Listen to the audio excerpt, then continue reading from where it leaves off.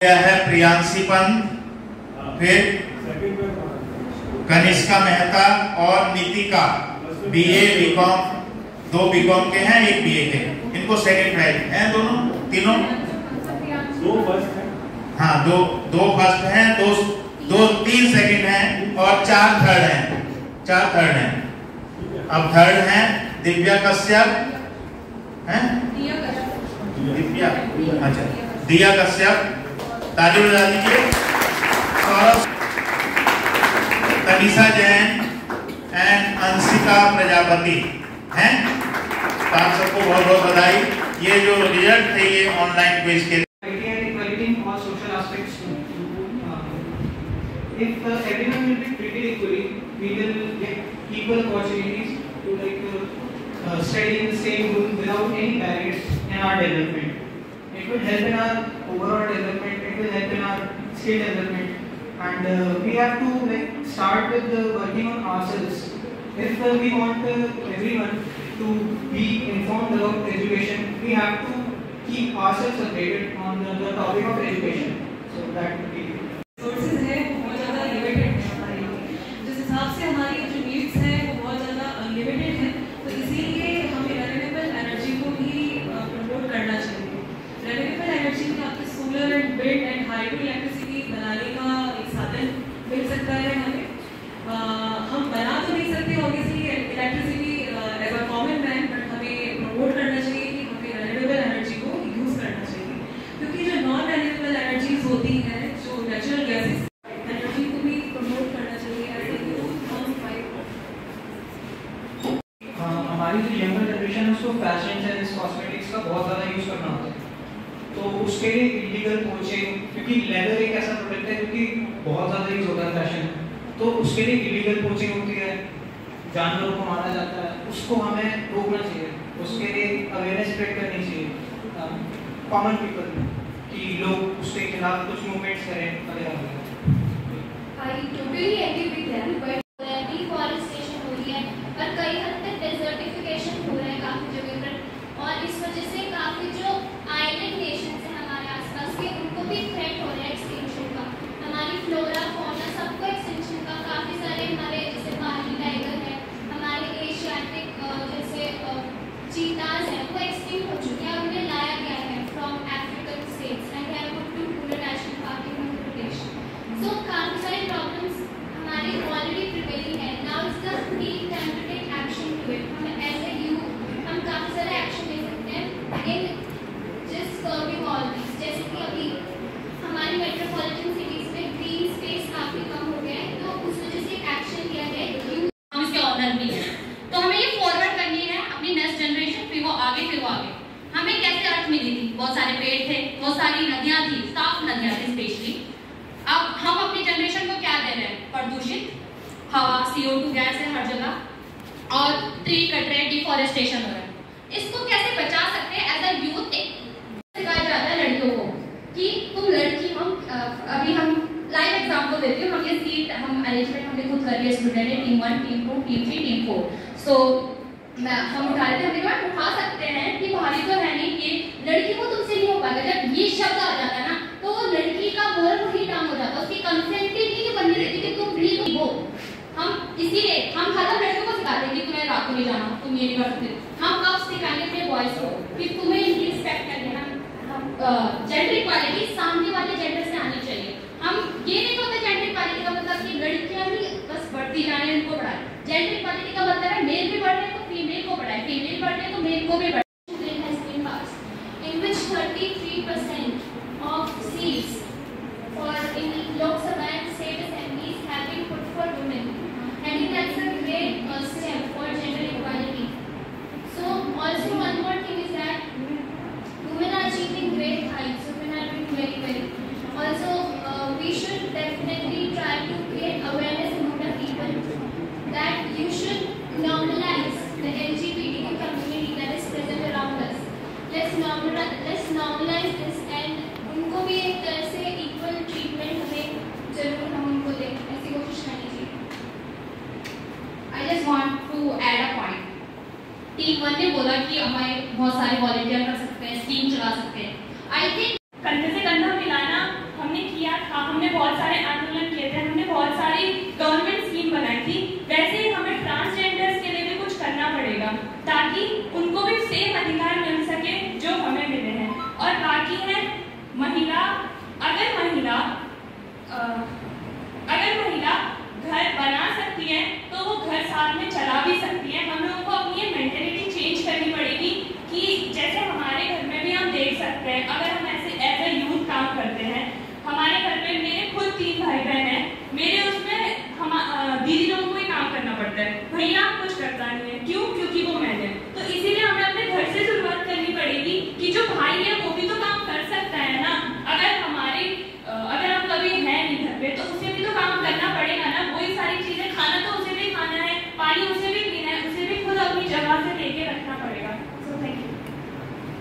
जैसा कि मेरे तीनों साथियों ने कहा कि ये महिला सशक्तिकरण और नैतिक और महिला सशक्तिकरण और लैंगिक से घटती जो भी प्रॉब्लम आ रही है महिलाओं के लिए, ये समाज में सहयोग कर सकते हैं। हम वहाँ पर हम जाकर इस चीज़ को बढ़ावा दे सकते हैं कि जेंडर को पूरी इक्वालिटी मिले, और सिर्फ मैन फीमेल्स को ही नहीं। अभी जो रिसेंटली सुप्रीम कोर्ट ने जो थर्ड जेंडर भी निकाला है, जो ट्रांसजेंडर, और 25 नवंबर 2020 में रिसेंटली, तो उनको मेरे हिसाब से उनको भी अपॉर्चुनिटीज मिलनी चाहिए, क्योंकि एज अ वीमेन सब मैन मेरे को अपॉर्चुनिटी मिलती है तो सबको भी मिली हुई होती है। और बस रूरल एरियाज में ज़्यादा इसका ध्यान रखना चाहिए। एंड मेरे लिए तो मैन वीमेन और ट्रांसजेंडर तीनों को इक्वली वैल्यू और अपॉर्चुनिटी जरूर मिलनी चाहिए। तो जैसा कि मेरे दोनों साथियों ने बोला, मैं उनके ऊपर बेटियां उजागर करती हैं, उन्हें आप प्रमोट करें कि वुमेन्स व्हाट्सएप ग्रुप पे आप उसे प्रमोट करें। ये इस तरह की आप सॉफ्टवेयर बना सकते हैं जिसमें वुमेन्स अपनी प्रॉब्लम्स को शेयर कर सकती हैं, और उसमें कुछ वुमेन्स ऐसी भी होनी चाहिए जो उन प्रॉब्लम्स का हल बताएं। आप कहीं पर अगर जहाँ पर वर्क करते हैं आपको ऐसा दिखता है कि कहीं पर गर्ल्स ज्यादा काम कर रही हैं और उन्हें पे स्केल काफी कम मिल रहा है, तो आप वहां पर अपनी आवाज उठा सकते हैं। आप अपने जितने भी को लीडर्स हैं, जो भी आपके कलीग्स हैं, उनके साथ आप इस चीज की आवाज उठा सकते हैं। नेक्स्ट। और जैसे कि मेरे साथी ने कहा, बिल्कुल सही कहा, जेंडर इक्वालिटी पे मैं बिल्कुल एग्री करती हूँ। यहाँ पर गर्ल्स को थोड़ा स्टीरियोटाइप कर लिया जाता है कि हाँ वो थोड़ा मतलब फिजिकली भी उनको थोड़ा वीक माना जाता है, अगर स्टीरियोटाइप की बात करी जाए तो। इसलिए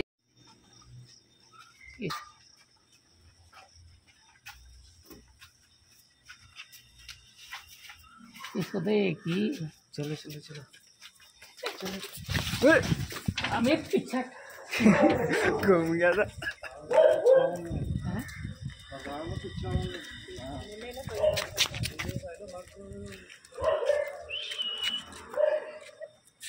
देख देख देख रहा। दो बगीचे, एक क्या नाम लिखा है ये? यहाँ नहीं, और प्रियांशी तो है, अक्षरा भी है। दोनों के लिए तालियां बजा दीजिए। ऑनलाइन का जो रिजल्ट है इसमें टाई हुआ था, तो अक्षरा अरोड़ा और प्रियांशी दोनों के लिए बहुत बहुत बधाई।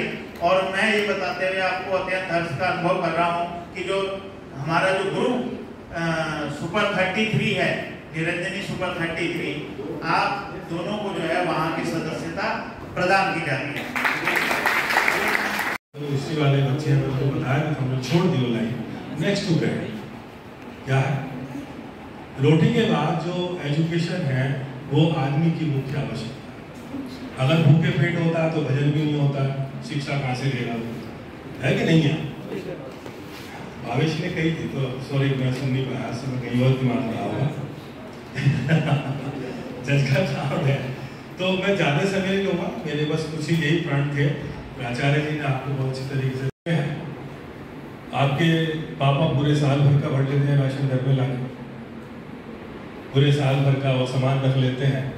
अंदर में है इनइक्वल डिस्ट्रीब्यूशन, रोजगार के अवसर जो हमें नहीं मिल रहे हैं, हम रोजगार के अवसर दे सकते हैं वो हम नहीं दे रहे हैं, या हम उचित संख्या में हम उनको कंसिडरेशन प्रतिफल यानी कि कोई हमारे काम करता है उसका हम पेमेंट नहीं। ये मूल वजह है भूखमरी की, क्योंकि गरीबी है, जमीन है, पैसा पैसे को खींच रहा है, गरीबी गरीबी को खींच रही है, और हम उस तरफ ध्यान नहीं दे रहे हैं। तो मैं तो ये चाहूँगा, दीदी ने प्रण की बात करी है, तो आपका जो भी प्राइज है फर्स्ट सेकंड थर्ड वो तो करेंगे, प्रण या गोल जो भी चीज़ें हैं वो बहुत ही अच्छी थी। इसमें एक जो सबसे बड़ी बात है वो हंगर की है। पूरी दुनिया गरीबी से लड़ रही है, हम भी लड़ रहे हैं। आपने एक बात पे जोर ज़्यादा दिया कि थाली में हम ज़्यादा रखते हैं, बेसिकली वो इतनी ज़्यादा बड़ी वजह नहीं है हंगर की, जितनी वजह हंगर रिसोर्स को बढ़ाने का मतलब है कि हम अपनी प्राकृतिक संपदाओं को फिर से बहुत अधिक विदोहित करेंगे, उनका विदोहन करेंगे। तो मैं समझता हूँ कि हमें हर एक पर चर्चा करनी है और इस बात को लेकर के चर्चा करनी है कि इन 17 गोल्स को किस तरह से हम अचीव कर सकते हैं, उनके आसपास जा सकते हैं, किस तरह से हम अपना संदेश जो है वो समाज को दे सकते हैं। और मैं ये समझता हूँ और इस बात को मानता हूँ कि इसको रोकने में हमें कहीं ना कहीं पॉपुलेशन को कंट्रोल करना होगा, कहीं ना कहीं हमें अपनी जो जनसंख्या है उस जनसंख्या को कहीं ना कहीं रोकना होगा, क्योंकि जब तक हम जनसंख्या को नहीं रोकेंगे हम ये कंक्रीट के जंगल जो है खड़े करते रहेंगे। हम अपने भूमि को बचाने की जो बात है वो केवल कागजों में सीमित रहेगी, उगाने के लिए जो हमारे पास खेत नहीं रहेंगे। तो मैं समझता हूँ कि हमें कहीं ना कहीं सबसे बड़ी जो समस्या है वो समस्या, चाहे हम भूख की समस्या कह लें, चाहे रोजगार की समस्या कर लें, चाहे क्वालिटी एजुकेशन की बात कर लें, कहीं ना कहीं उसके पीछे जो है हमारी जो जनसंख्या है, जो कि इतनी विशाल जनसंख्या है, वो कहीं ना कहीं इसके पीछे एक कारण है। तो हमारे को अब और मैं समझ रहा था कि इस सेशन को मैं किसी बिजनेस स्कूल में जिस तरह से जो ग्रुप डिस्कशन होता है उस बिजनेस स्कूल में उस तरह से वहां पर जाकर के जो है मैं यहाँ पर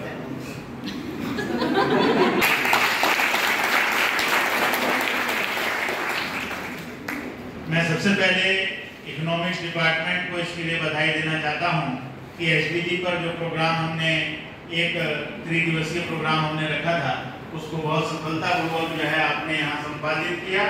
इसके लिए पूरी इकोनॉमिक्स टीम को जो है बहुत बहुत बधाई और साथ साथ छात्राओं को भी बधाई।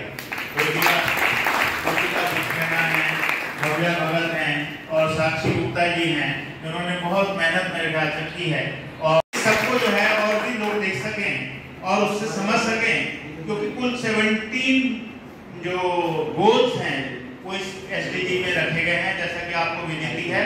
और आज हमने 4 गोल्स को लेकर के उस पर जो है ग्रुप डिस्कशन किया है, चर्चा की है। मैं चाहता हूं कि हम पूरे 17 गोल्स पर जो है चर्चा करें। 4 गोल अभी हमने लिए हैं, फिर कोई 4 गोल और ले लेंगे, उसको हम रख सकते हैं, 15 दिन बाद रख सकते हैं, फिर 4 गोल और ले लेंगे। इस तरह से ये ग्रुप डिस्कशन की जो परंपरा है जिसको कि हमने यहाँ से स्टार्ट किया है, ये कंटिन्यूस प्रोसेस में जो है रहनी चाहिए। जब हम क्वालिटी एजुकेशन की बात करते हैं, ये क्वालिटी एजुकेशन में है। जब हम भूख की बात करते हैं, जब हम हंगर की बात करते हैं, तो क्या है जो कि बहुत बड़ी बात है कि केवल उतना ही जितने की आवश्यकता आपको है, जितना पेट आपका चाहता है उतना ही अपना भोजन जो है थाली में लीजिए, उससे ज्यादा नहीं लीजिए। यदि आवश्यकता पड़ती है तो फिर दोबारा आप ले सकते हैं। लेकिन मैंने देखा कई बार विवाह जो प्रोग्राम होते हैं उसमें हम जाते हैं, जिस समय जो है वो फिर खुलता है तो पूरी थाली जो है वो भर लेते हैं और बाद में वो थाली जो है डस्टबिन में रहती है। ठीक है, तो ऐसा नहीं होना चाहिए। वो जो हम लाने में अगर काम आएगा तो मैं समझता हूँ कि ये एक बहुत बड़ी बात जो है इस माध्यम से होगी। ये एक बात हम लेकर के चल रहे हैं। एक हम बात करते हैं, विश्व बंधुत्व की बात करते हैं। हम कहते हैं कि हमारे पास एक पृथ्वी है। अगर हम वैश्वीकरण की बात करते हैं पूरे विश्व में, तो हमारे लिए क्या कहा जाता है कि हमारे पास एक पृथ्वी है और उस पृथ्वी को जो बचाना है, ये सब उस पृथ्वी वासियों को जो है बचाने के लिए जो है उनके पास जो है कहीं ना कहीं उसको सोच होनी चाहिए। आज हम जो है कैंटीन खुली है, वो जो कैंटीन है मैं प्रिंसिपल सर से भी बोलना चाहूंगी और टीचर से भी बोलना चाहूंगी। वहाँ का जो मैंने मेन्यू देखा उसमें मैक्सिमम जंक फूड है, तो वहाँ हम अपनी कैंटीन में भी एक न्यूट्रिशन डाइट तो रख ही सकते हैं। जैसे कि स्प्राउट्स है, हम स्प्राउट्स रख सकते हैं, हमारे टीचर्स भी उसे खा सकते हैं, हमारे प्रिंसिपल सर भी उसे खा सकते हैं, हर कोई उसे ले सकता है, क्योंकि वहाँ पे जो मैक्सिमम चीज है वो जंक फूड है।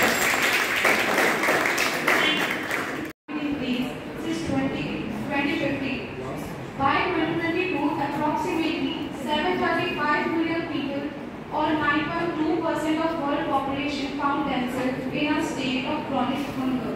Extreme hunger and malnutrition remains a barrier to sustainable development and creates a trap from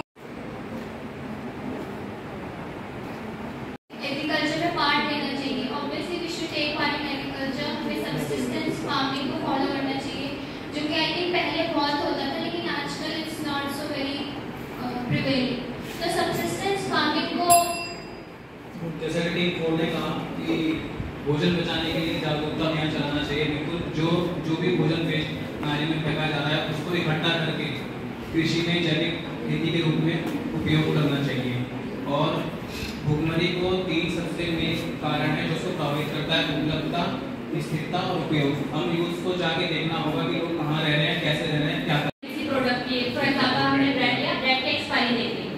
अगर हम ये भी कर सकते हैं, हमारे घर में हमें पता है एक्सपायरी होने वाला, घर में लगता है कि नहीं खा पा रहा है, कोई नहीं हो पाएगा, वो बिना झूठा है, मतलब साफ है, क्यों ना उसको कहीं एक शेल्फ बना के उसको रख दे। जो नीडी पर्सन होगा वो उठा के ले जा लेगा बिना पैसे दिए, गरीब लोग उस बेच नहीं। ऐसा नहीं कर सकते हैं। और माइंडफुल यूटिलाइजेशन करना है, कंजप्शन करना है, लेकिन माइंडफुल सोच समझ के। एक इंडियन ऐप है माय लाइफ, पॉवर्टी है ये, लेकिन कुछ लोग तो एक्सेस ही नहीं कर पाते खाने का। 25 मिलियन बच्चे हैं जो 5 साल से भी कम की उम्र के हैं और वो malnutrition, zero hunger just equals to malnutrition. आपको खाना मिले बस इनके पे करने के माल उसमें न्यूट्रिशन भी हो, ये भी हमें देखना पड़ेगा। यूथ इसमें ये काम कर सकता है कि अवेयरनेस प्रोग्राम लाइक हमारे लिए डिस्कशन हो रहे हैं। 17 सस्टेनेबल डेवलपमेंट है, किसी एक को हम 17 को अचीव एक साथ नहीं कर सकते, किसी एक को पहले अचीव करना होगा। जीरो हंगर को कैसे कर सकते हैं? एजुकेशन के थ्रू। अगर वो एजुकेशन करेंगे तो अपने पैरों पे खड़े होकर अपने कमा सकते हैं पैसे। हर एक सस्टेनेबल डेवलपमेंट इंटरलिंक्ड है, इंटरकनेक्टेड है। एग्रीकल्चर को सब मानते हैं कि एक छोटी जॉब है या कुछ और है, बट गवर्नमेंट स्कीम्स जो आजकल चल रही हैं वो काफ़ी अच्छी हैं। गवर्नमेंट फार्मर्स को सब्सिडीज देती है, काफ़ी अच्छी इनकम भी हो सकती है उससे। तो यूथ एज अ होल अगर एग्रीकल्चर में भी पार्टिसिपेट करने लगे, कैंपेन्स करें, तो वो एक काफ़ी डेवलपिंग या सस्टेनेबल डेवलपमेंट में हेल्प करेगा और हंगर की प्रॉब्लम को डील करने में भी हेल्प करेगा। फसल समाप्त हो जाएगी और फिर वही भूखमरी की समस्या उत्पन्न होगी। इसलिए हमारे को जैविक कृषि पर ध्यान देना चाहिए। और सबसे पहले कृषि की समस्या उत्पन्न हुई दक्षिण भारत में अकाल पड़ा था, उस समय हमारे बहुत ही प्रसिद्ध वैज्ञानिक थे एम एस स्वामीनाथन, उन्होंने हरित क्रांति की शुरुआत की थी इस भूखमरी की समस्या को निपटाने के लिए। और